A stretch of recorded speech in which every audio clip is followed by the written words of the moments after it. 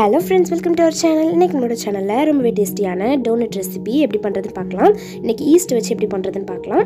First அதுக்கு ஒரு பவுல்ல 1/4 கப் பால், 1/2 டீஸ்பூன் இன்ஸ்டன்ட் ஈஸ்ட், 1/2 டீஸ்பூன் தேன் இதெல்லாம் ஆட் பண்ணி நல்லா மிக்ஸ் பண்ணிக்கலாம். நான் இன்னைக்கு ஆக்டிவேட் பண்ண ஈஸ்ட் எடுத்ததனால நார்மல் மில்க்ல போட்டுருக்கேன். நீங்க ஆக்டிவேட் பண்ணாத ஈஸ்ட் எடுத்தீங்கன்னா கொஞ்சமா பாலை சூடு பண்ணி எடுத்துக்கோங்க. அப்பனா கரெக்ட்டா இருக்கும். இப்போ இன்னொரு பவுல்ல 1 கப் மைதாவும் 1 பிஞ்ச் சால்ட்டும் எடுத்து அதை நல்லா சலிச்சு எடுத்துக்கலாம்.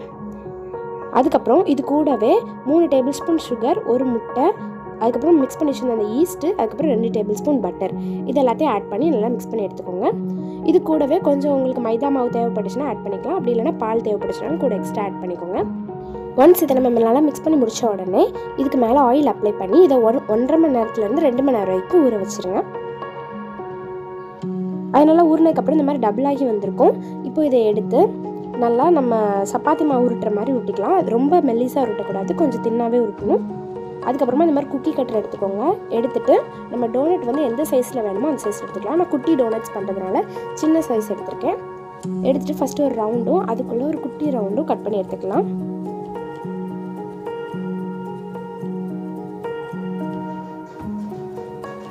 அதுக்கப்புறம் பேலன்ஸ் இருக்கிற மாவை வந்து அதுக்கு அடுத்த பேட்ச் உருட்டுறதுக்கு எடுத்து வச்சுக்கலாம் தனியாக.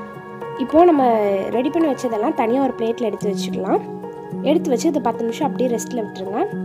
10 நிமிஷம் கழிச்சு இப்போ ஒரு பாத்திரத்தில் கொஞ்சமாக ஆயில் ஆட் பண்ணிக்கலாம். ஆயில் ஆட் பண்ணி ஆயில் நல்லா ஹீட் ஆனதும் ஒன்று ஒன்றா போட்டு நல்லா பொரிச்சு எடுத்துக்கலாம்.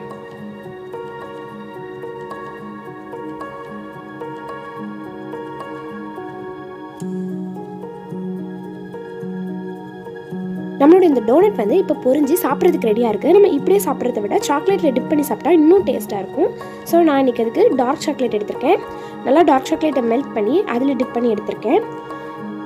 அதுக்கப்புறமா மில்க் சாக்லேட்டும் எடுத்திருக்கேன். மில்க் சாக்லேட்டும் எடுத்து அதே மெல்ட் பண்ணி எடுத்திருக்கேன். அதிலே டிப் பண்ணி எடுத்துக்கலாம். இப்போது இதுக்கு மேலே இன்னும் டேஸ்ட் கொடுக்கறதுக்காக சாக்லேட் ஸ்ப்ரிங்கிள்ஸும் கலர் ஸ்ப்ரிங்கிள்ஸும் ஆட் பண்ணிக்கலாம். இது ஆப்ஷனல் தான், வேணா ஆட் பண்ணிக்கலாம். இதை ஆட் பண்ணி போட்டு சாப்பிட்டா செம்மையாக இருக்கும். அவ்வளோதான், நம்மளோட டோனட் ரொம்பவே ஈஸியாக ரெடி ஆயிடுச்சு. நீங்களும் கண்டிப்பாக இந்த ரெசிபி உங்கள் வீட்டில் ட்ரை பண்ணி பாருங்கள். ட்ரை பண்ணிட்டு எப்படி இருந்துச்சுன்னு கமெண்ட்டில் சொல்லுங்கள். தேங்க்ஸ் ஃபார் வாட்சிங்.